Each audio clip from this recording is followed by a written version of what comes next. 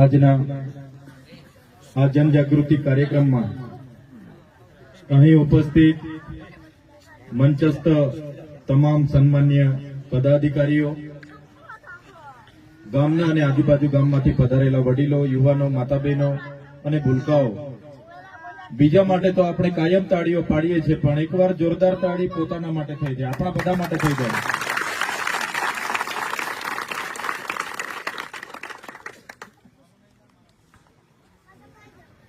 આજે તમારા બધાના મનમાં એક પ્રશ્નાર્થ થતો હશે કે હાલમાં કોઈ ચૂંટણી નથી અને અમારા ગામમાં ચૈતરભાઈ એમની ટીમ સાથે આવ્યા છે, તો શું કારણ હોઈ શકે, શા કારણે આવ્યા હશે? તો તમે જોઈ શકો છો આ કાર્યક્રમનું નામ એ જનજાગૃતિ કાર્યક્રમ તરીકે આપણે આપ્યું છે. કેમ જનજાગૃતિની જરૂર છે? શા માટે આ કાર્યક્રમ આપણે કરવા પડે છે? તો સાથીઓ, તમે જોઈ લો, આપણા સાથે નર્મદા જિલ્લા સાથે કઈ રીતના અન્યાયો થાય છે. આપણા સાથે એટલે કે આદિવાસી સમાજ હોય, અન્ય સમાજ હોય, વિદ્યાર્થી હોય, મહિલા હોય, ખેડૂત હોય, સરકારો કઈ રીતના આપણી સાથે અન્યાયો કરે છે એની વાત આપણે કરીશું. આજે નર્મદા જિલ્લામાં વિશ્વની સૌથી ઊંચી પ્રતિમા સરદાર પટેલ સાહેબની છે, પણ નર્મદા જિલ્લો આખા દેશમાં પછાત નહીં પણ અતિ પછાત જિલ્લામાં આપણા નર્મદા જિલ્લાની ગણતરી થાય છે.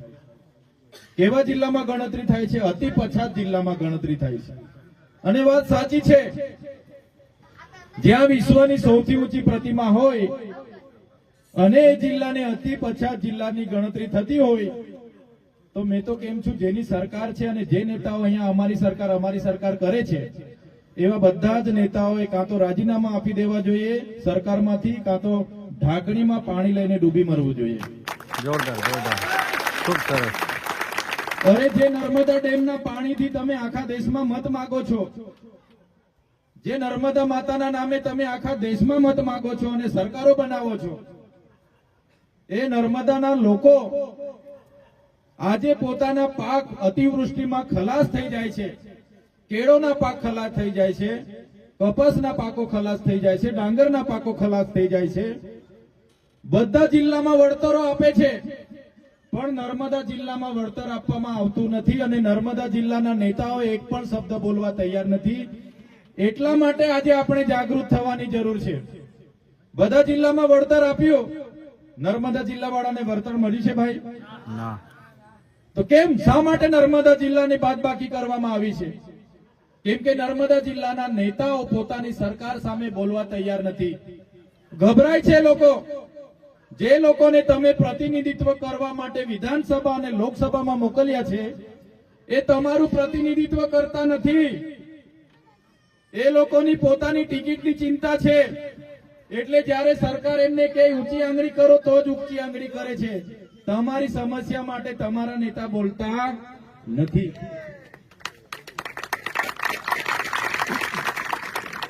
એ એવી પાર્ટીઓમાં છે કે એમના પોતામાં પાણી નથી કે પોતાની સરકાર સામે બોલીને તમને આ પાક નુકસાનીનું વળતર અપાવી શકે. એમનામાં પાણી નથી કે તમને આ નર્મદા ડેમનું પાણી અપાવી શકે. એમનામાં પાણી નથી કે તમને બધાને રોજગાર અપાવી શકે. એમનામાં પાણી નથી કે આ ખોટા આદિવાસીના દાખલાઓ બીજા લોકો લઈને બેઠા છે એ લોકોને ન્યાય અપાવી શકે. એમનામાં પાણી નથી કે તમારું આયુષ્માન કાર્ડ આપણા નર્મદા જિલ્લામાં ચલાવી શકે. એમનામાં કોઈ પાણી નથી. એ સરકાર એમને ઊંચી આંગળી કરો એટલું કે એટલે ઊંચી આંગળી કરે, એના સિવાય એમનામાં કોઈમાં પાણી નથી કે તમારો અવાજ વિધાનસભામાં કે સંસદ સભામાં એ લોકો બોલી શકે. આ પરિસ્થિતિ નર્મદા જિલ્લાની છે. આપણા નેતાઓની આજે હાલત શું છે જોઈ લો. આજે અમે તમારી વચ્ચે આવ્યા છે તો કોઈ પાર્ટીના ધારાસભ્ય તરીકે આજે જનજાગૃતિ કરવા આવ્યા છે, એટલે કોઈ પાર્ટીના ધારાસભ્ય તરીકે નથી આવ્યા. અમે સમાજના ધારાસભ્ય તરીકે તમારી વચ્ચે આવ્યા છે. લોકોના ધારાસભ્ય અમે છે. કોઈ પણ સમાજ સાથે અન્યાય થાય, મારી માતા બેટીઓ સાથે અન્યાય થશે, મારા વિદ્યાર્થીઓ સાથે અન્યાય થશે, મારા યુવાન સાથે અન્યાય થશે, કે જ્યાં પણ મારા ખેડૂત સાથે અન્યાય થશે ત્યાં ચૈતર વસાવા અને ચૈતર વસાવાની ટીમ હશે. અમને બોલાવી લેજો, અમે હાજર થઈ જઈશું. કેમ કે અમે અમારા દમ પર ચૂંટાઈએ છીએ, કોઈના આશીર્વાદથી ચૂંટાતા નથી. એટલે અમે આ સરકારો સામે પૂરી તાકાતથી બોલીએ છીએ. અમે કોઈના બાપથી ડરતા નથી. બીજી પાર્ટીઓમાં જે લોકો છે એમને ટિકિટોની ચિંતા છે. એ હાથ જોડે એટલે તાલુકા પંચાયતની ટિકિટ મળે, એ પગે લાગે એટલે જિલ્લા પંચાયતની ટિકિટ મળે, અને ઊંઘી જઈને દંડવત કરી દે તો એમને ધારાસભ્યની ટિકિટ આપે પેલા લોકો. અને જેવી ટિકિટ મળે અને ચૂંટાય, બીજી વાર ટિકિટ મળે કે ના મળે, મોકો મળ્યો છે એટલે ચોકો મારે. લોકો પૈસા ભેગા કરે, જનતા જાય ભાડમાં. આ નેતાની પરિસ્થિતિ છે. એટલા માટે આજે જનજાગૃતિની મીટિંગ તમારી વચ્ચે અમે લઈને આવ્યા છીએ. શા માટે ચૈતર વસાવાની જરૂર પડે રાજપીપળામાં? રાજપીપળામાં તો મોટા મોટા નેતાઓ રહે છે. ત્યાં આપણી બેન દીકરીઓ નકલી કોલેજ વાળા 3-3 લાખ રૂપિયા ફી ભરાવી લે, 4-4 વર્ષ એના અભ્યાસ ના બગાડે, કોચિંગ ના આપે, ખોટી યુનિવર્સિટીના નામનું શોષણ થાય. તો રાજપીપળાના નેતા કેમ બોલતા નથી? શા માટે બોલતા નથી? આજે રાજપીપળા નગરપાલિકા દ્વારા નાના મોટા ધંધા રોજગાર કરનારી માતા બહેનોને ખદેડી દેવામાં આવે, એમનું સામાન જમા કરી લેવામાં આવે. શા માટે કોઈ નેતા બોલતા નથી? અહીંયા પોલીસ દ્વારા એટલો બધો દંડ ઉઘરાવવામાં આવે છે. સરકારની આદેશ, જમાદારોને ટાર્ગેટ આપવામાં આવે, કોન્સ્ટેબલોને કહે કે આટલા મેમો તમારે ફાડવાના. બિચારાએ તો નોકરી કરવાની છે. આપણા ભાઈઓ હોય, આપણા ઓળખીતા હોય, આજે આ ચોકડી પર ઉભા રહે, કાલે પેલી ચોકડી પર, એમને બી ટાર્ગેટ પૂરો કરવાનો હોય. ત્યાં પણ એક પણ નેતા બોલવા તૈયાર નથી. આજે નર્મદા જિલ્લામાં આટલું બધું નુકસાન થયું, ત્યારે ક્યાં ગયા એ નેતાઓ જે અમારી સરકાર અમારી સરકાર અમારી સરકાર કરે છે? કેમ વળતર અપાવી નથી શકતા? ત્યારે સાથીઓ આપણે બધાએ જાગવાની જરૂર છે. સૌથી ખરાબ જો આ વિસ્તારોમાં હાલત આ સરકારોએ બનાવી હોય તો આદિવાસી સમાજની આજે બદતર હાલત છે. આઝાદીના 78 વર્ષ થઈ ગયા. 78 વર્ષ પછી પણ જ્યારે આદિવાસી સમાજ સાંજના 2 ટકના રોટલા માટે મજૂરી જાય ત્યારે જ ચૂલો સળગાવતો હોય, તો આવી આઝાદીને હું માનતો નથી. આપણા યુવાનો રોજગારી માટે આંદોલનો કરતા હોય, બાળકોના શિક્ષકો માટે અમે આંદોલનો કરતા હોય, આ વિસ્તારના રસ્તાઓ માટે આંદોલનો કરવા પડતા હોય, દવાખાનામાં ડોક્ટરો અને સાધનો માટે આંદોલનો કરવા પડતા હોય, તો આ કોની આઝાદી છે? આ ઉદ્યોગપતિઓની આઝાદી છે. તમારા અને અમારા જેવા ગરીબોની આઝાદી નથી. જાણી લો સાથીઓ, આજે સરકાર કહે છે અમે વિકાસ કરીએ છીએ, વિકાસ કરીએ છીએ, આદિવાસીઓનો વિકાસ કરીએ છીએ, દેશનો વિકાસ કરીએ છીએ, દેશમાંથી ગરીબી અમે પૂરી કરી દઈશું 2024 સુધીમાં. ત્યારે આ સરકારોને કહેવા માંગુ છું, દેશમાં તમે 80 કરોડ ગરીબોને અમે અનાજ આપીએ છીએ એવા દાવા કરો છો.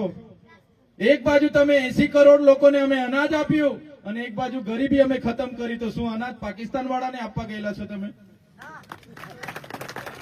આ પોકળ દાવા કરવામાં આવે છે વિકાસના નામે અમૃત મહોત્સવો કાઢવામાં આવે છે.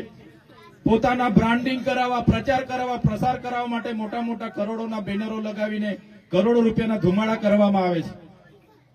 ત્યારે સાથીઓ, આ પરિસ્થિતિ આપણી છે, જાગવું પડશે. અમને કઈ પદ પ્રતિષ્ઠાની કઈ પડી નથી. અમે જ્યારે પદ પ્રતિષ્ઠા પર નહોતા ત્યારે પણ આ વિસ્તારના લોકો માટે લડ્યા છે અને જેલોમાં પણ અમે ગયા છે. આજે પદ પ્રતિષ્ઠા પર છે ત્યારે પણ લડીએ છીએ, જેલોમાં પણ જઈએ છીએ. ફરી પણ પદ પ્રતિષ્ઠા પર નહીં રહીશું તો પણ ગળુસેશ્વર હશે, કેવડિયા હશે કે નાંદોદ હશે, જ્યારે પણ અમને બોલાવશે અમે લડીશું ને જેલોમાં જવાનું થશે ત્યારે પણ કોઈનાથી ડરીએ નહીં. કેમ કે અમે લોકોના કામ કરવા માંગીએ છીએ, લોકોને ન્યાય આપવા માંગીએ છીએ. સાથીઓ, 2015માં હું અધિકારી હતો, ખેતીવાડી અધિકારી. આજે મારી સાથેના બધા ટીડીઓ બની ગયા છે. હું પણ ટીડીઓ બની જતે. મારે પણ ટીડીઓ તરીકે મારે પણ સારો એવો પગાર રહેતે, મારું પણ કમિશન આવતે, 2-3 મકાનો હોતે, મારી પણ 4 વ્હીલ રહેતે, મારા છોકરાઓ પણ સારું ભણીને સારી નોકરીઓમાં હું લગાડી દેતે. મને કઈ તકલીફ નથી. મને કઈ આ જેલ વેઠવાના પોલીસ સાથે ઝઘડા કરવાના શોખ થતો નથી. મારે કઈ આ પોલીસ સાથે મારે જમીનના ઝઘડા નથી કે મારે 2 નંબરના ધંધા નથી.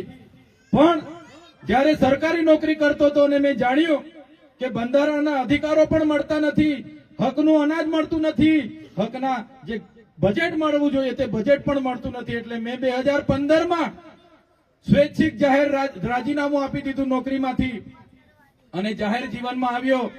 અને તમારા જેવા લોકોના આશીર્વાદથી મેં ક્યારે નહોતું વિચાર્યું, પણ ડેડિયાપાડા અને સાગબારાના લોકોને અભિનંદન આપું છું કે મારી હેસિયત કરતા પણ વધારે લોકોએ મને આપી, મને ધારાસભ્ય બનાવીને તમારી વચ્ચે મૂકી. એટલા માટે નેમ લઈને અમે નીકળ્યા છે કે લોકોને જાગૃત કરીશું, લોકોને અધિકાર માટે બોલતા કરી દઈશું, યુવાનોને બંધારણ અધિકાર માટે જાણતા કરી દઈશું. સાથીઓ, આ જનજાગૃતિ કરવાની જરૂર એટલા માટે પડી કે આપણા લોકો બધા એક નથી. ગામમાં પણ બધા ચૂંટણીઓના લીધે ઝઘડા હોય, પંચાયતના સભ્યના ઝઘડા હોય, સરપંચોના ઝઘડા હોય, બધા અલગ અલગ પાર્ટીઓમાં હોય તો પાર્ટીઓના ઝઘડા હોય, બધા અલગ અલગ ધર્મમાં હોય. કોઈ કે મારું ભાતીજી સંપ્રદાય મોટું, કોઈ કે મારું સત કેવલ મોટું, કોઈ કે મારું સ્વામિનારાયણનું મોટું. બધા સંપ્રદાયમાં વેચાઈ ગયા, બધા નાના નાના સંગઠનોમાં વેચાઈ ગયા. આજે આદિવાસી એક નથી. એટલા માટે સૌથી વધારે જો શોષણ થતું હોય તો આપણા આદિવાસીઓનું થઈ રહેલું છે. આજે ચૂંટણી આવે એટલે હવે લોકો ઉમેદવાર કોણ છે જોતા નથી, પણ છેલ્લી રાતે અમને કેટલું પીવાનું આપશે, કેટલું ચવાણું આપશે, કેટલા પૈસા આપશે, અને કોઈ સાડી આપે તો સાડી લઈને મત આપી આવવાનો. અને એના માટે જ આપણે જવાબદાર છે. એટલા માટે તમે અમે બધા જવાબદાર છે. એટલે આ હાલત આપણી છે, આ પરિસ્થિતિ આપણી છે.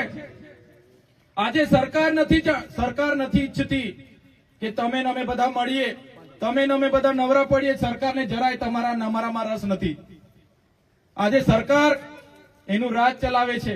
તમારું ને અમારું જે કરોડો અબજો રૂપિયાનું ટ્રાઇબલ સપ્લાયનું બજેટ બને છે, એ બજેટ આજે બારોબાર એનજીઓ, કોન્ટ્રાક્ટરો અને મળતિયાઓ, નેતાઓ, અધિકારીઓ બધા વાપરે છે. કોઈ પૂછવા વાળું નથી. તમને ખબર નથી કે તમારું માથાદીઠ બજેટ કેટલું આવે છે, પંચાયતમાં કેટલું આવે છે, તાલુકા પંચાયતમાં કેટલું આવે, જિલ્લા પંચાયતમાં કેટલું આવે, તમને ખબર નથી. આપણા વિસ્તારમાંથી આપણે આટલું બધી રેતી રોયલ્ટી જમા થાય, આપણે ટેક્સ, તમે 1 લીટર પેટ્રોલ ભરાવો એમાં પણ તમારી ટેક્સ જમા થાય છે, તમે માચીસ લો એમાં પણ તમારા ટેક્સ જમા થાય છે. એ જ પૈસા બધા ભેગા થઈને આપણું બજેટ આવે અને એના આખલાઓ ચરી જાય. કેમ ચરી જાય આખલાઓ? કેમ કે તમે અમે જાગૃત નથી એટલે ચરી જાય.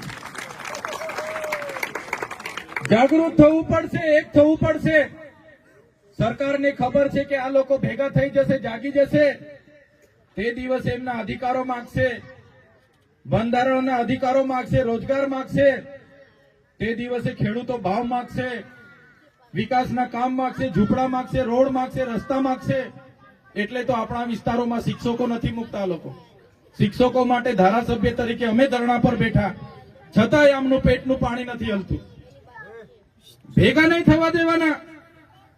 આજે આપણે નવાપરા ગામના નાગરિક છે, આજે આપણે દેશના નાગરિક છે. આજે બંધારણ એવું કહે છે, આજે સુપ્રીમ કોર્ટ એવું કહે છે કે દેશમાં સૌથી પહેલા દુનિયા અને દેશમાં કોઈ વ્યક્તિ હોય તો એ આદિવાસી હતો, એવું સુપ્રીમ કોર્ટ અને દેશનું બંધારણ કહે છે. આદિવાસી એટલે આદિ અનાદિકાળથી વસનારો આદિવાસી.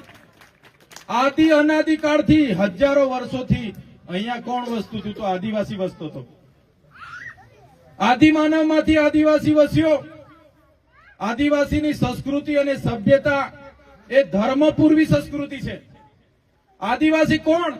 એની હજારો વર્ષ પહેલાની સંસ્કૃતિ છે. સિંધુ ખીણની સંસ્કૃતિ હોય, હડપ્પાની સંસ્કૃતિ હોય, મોહનજોદડોની સંસ્કૃતિ હોય, એનો ઇતિહાસ છોકરાઓ તમે વાંચી લેજો. એ આદિવાસીની સભ્યતા હતી.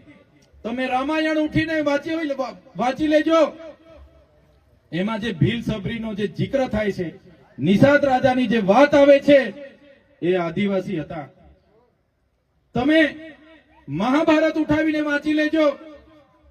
જે એકલવ્યનો અંગૂઠો લેવામાં આવે છે, એકલવ્ય એ આદિવાસી આપણા પૂર્વજ હતા. તમે મહારાણા પ્રતાપનો ઇતિહાસ વાંચી લેજો.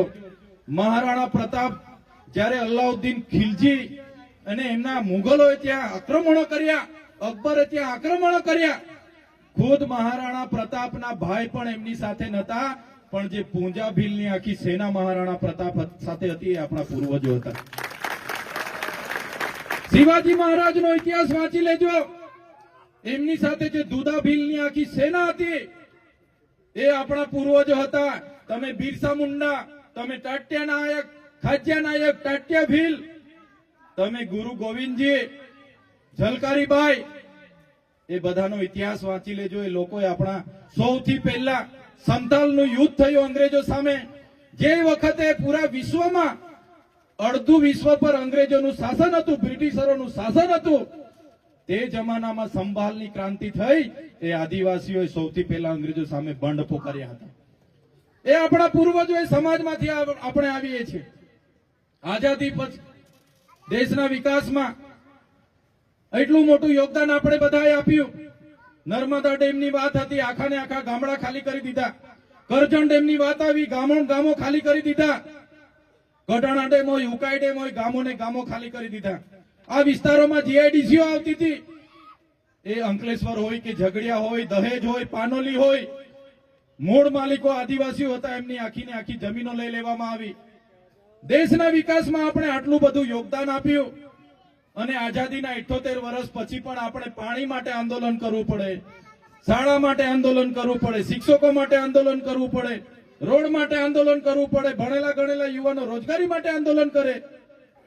આ ચાલવાનું નથી. એટલે અમે સરકારોને તે કીધું છે, તમે અમારો વિકાસ કરવા નહીં માંગો તો અમે આવનારા દિવસમાં 29મું દેશનું રાજ્ય બનીશું. ભીલ પ્રદેશ, એની રાજધાની કેવડિયા બનાવીને અમે રહીશું.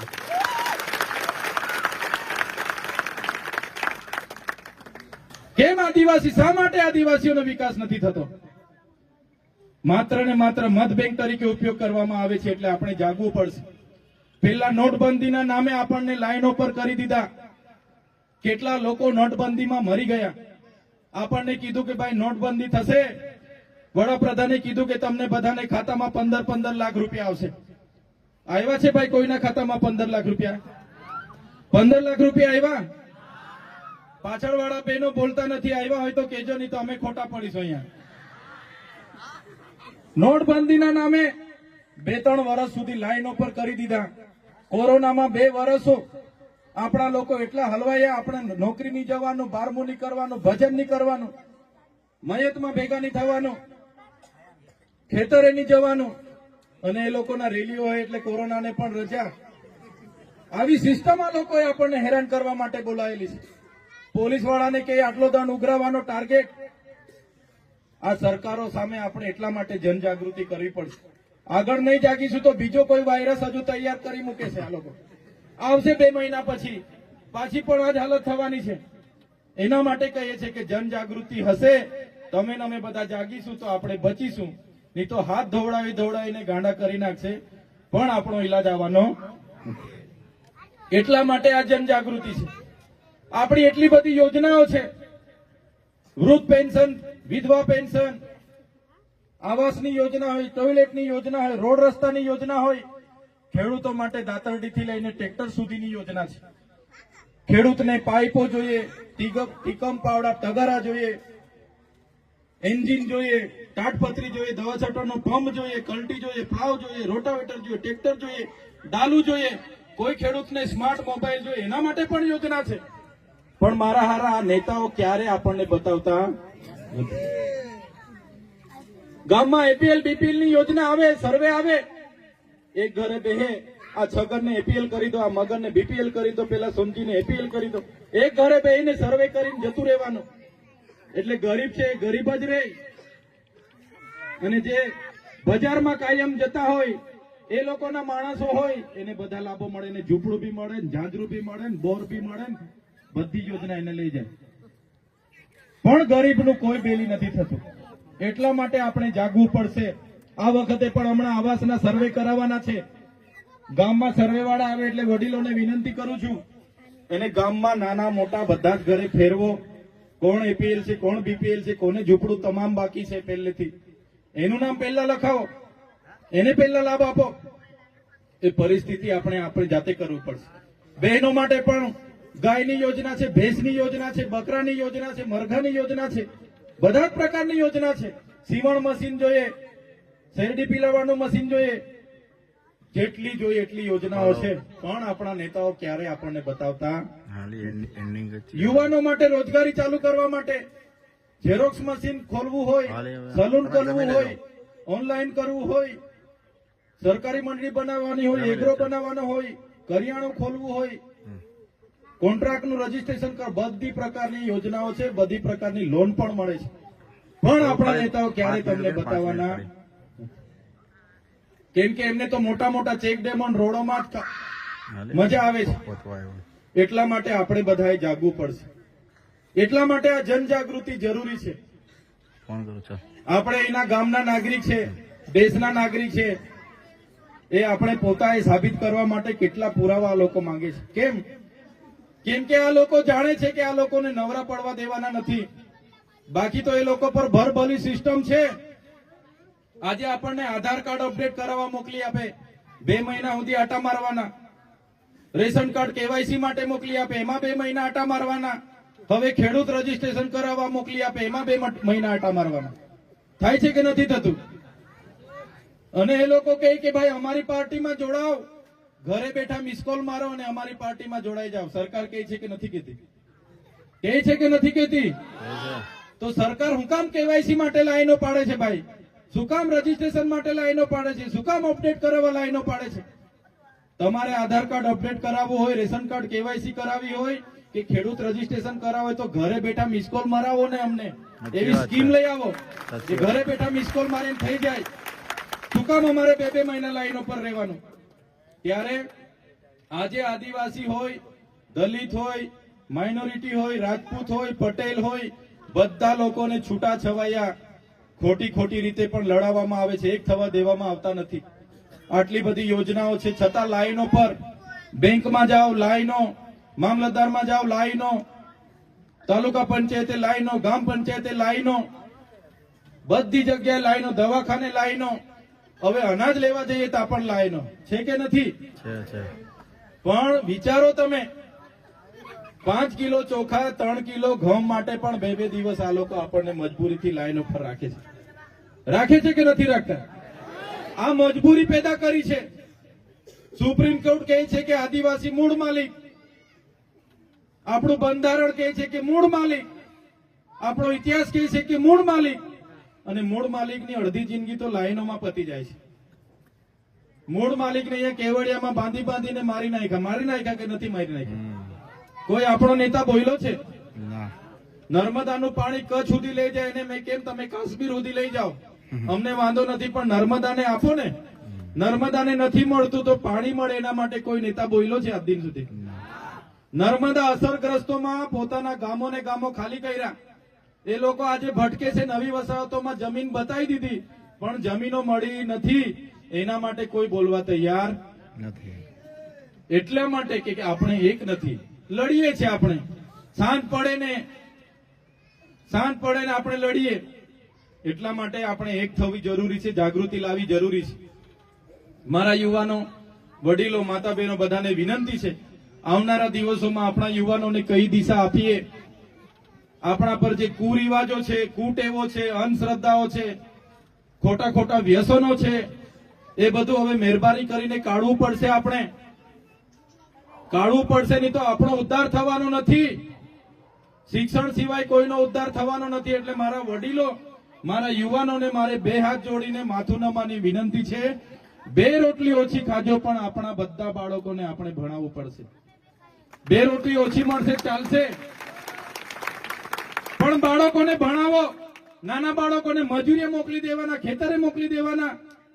નાના બાળકોને 15 દિવસે પદયાત્રામાં મોકલી દેવાના. એટલે વડીલોને પણ કેમ છો, આ તમારી ને અમારી બધાની જવાબદારી છે. ભણવાના ટાઈમે ભણાવો બાળકોને. કેમ મજૂરી મોકલો છો? કેમ ઢોર ચારવા મોકલી આપો છો? કેમ ઘર હાચવા બેહાડી દેવ છો? કેમ પદયાત્રામાં 15 દાડે મોકલી આપો છો? આવા ધંધા ચાલશે, ક્યારે આપણો ઉદ્ધાર થવાનો નથી. આપણા બાળકોને ભણાવશો તો જ આપણા બાળકોને, આપણા પરિવારનો ઉદ્ધાર થવાનો છે. જે યુવાનો સ્પર્ધાત્મક પરીક્ષાની તૈયારી કરે છે એમને પણ મારે વિનંતી છે, તમે તૈયારી કરો, તમારો આ ભણવાનો સમય છે, નોકરી મેળવો, ધ્યેય રાખો કે મારે નોકરી કરવી છે, પ્રેક્ટિકલ કરો, વાંચો, પડો, 2 વર્ષ 3 વર્ષ મહેનત કરો તો લાગશો. ને રાતે રોકીસ્ટાર કાં આવી, શંકર બેન્ડ કાં આવી, બાઈકો લઈને પહોંચી જવાનું, 11 વાગ્યાથી 5 વાગ્યા સુધી નાચવાનું, પેલો બેન્ડ વાળો 5 વાગે બંધ કરે એટલે પાછું કે હજુ ચાલુ કરાવો. ત્યારે આપણો તમારો ને અમારો ઉદ્ધાર થવાનો નથી. બેન્ડ વાળા ભાઈઓ એ પણ 5 સુધી વાગ્યો બગાડશે તો પણ આપણા યુવાનો પર એટલી શક્તિ છે કે થાકે નહીં, એને હજુ નાચવાનું જોઈએ. પણ મારા યુવાનોને વિનંતી કરું છું, એ શક્તિનો ઉપયોગ દોડવામાં કરો, વાંચવામાં કરો, નોકરી મેળવવામાં કરો, તો તમારા પરિવારનો ઉદ્ધાર થશે. આજે તમારા પપ્પા મમ્મી પપ્પા થોડું કમાતા હશે એટલે R1 બાઇક લઈ આપશે, KTM બાઇક લઈ આપશે, આઈફોન લઈ આપશે.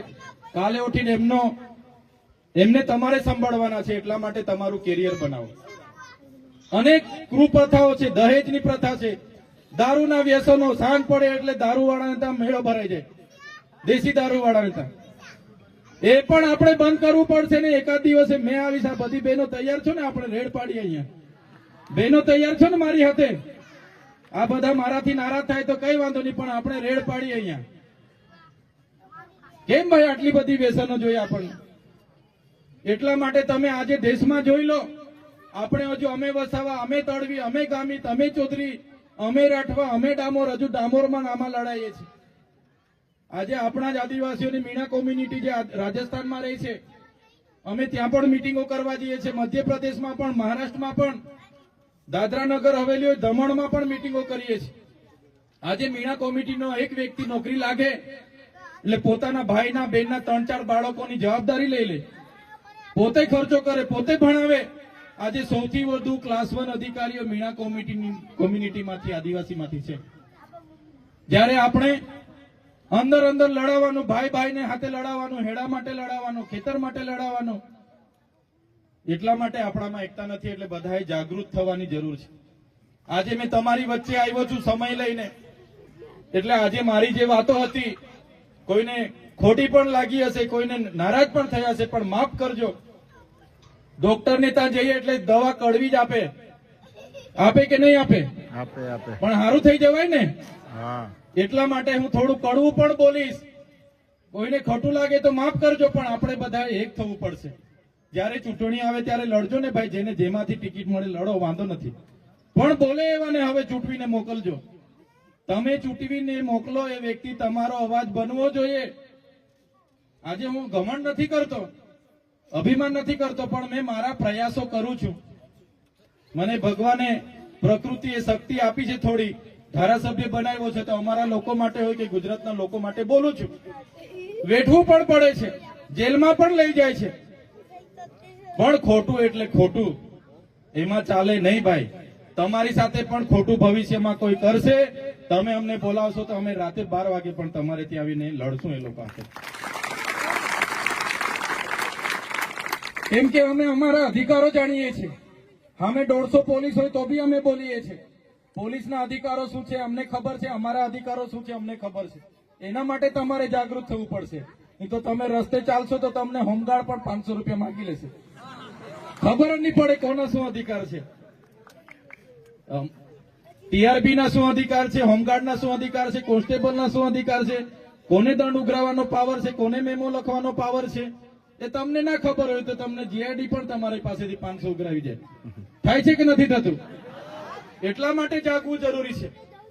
આટલા આઝાદીના 78 વર્ષમાં ડેમોમાં જમીનો ગઈ, રોડોમાં જમીનો ગઈ, નહેરોમાં જમીનો ગઈ, રેલવેમાં જમીનો ગઈ, મોટી મોટી હાઈ ટેન્શન લાઈનો ખેંચાઈ, એમાં પણ જમીનો આપણી પાસે પૂછ્યા વગર આ લોકોએ લીધી.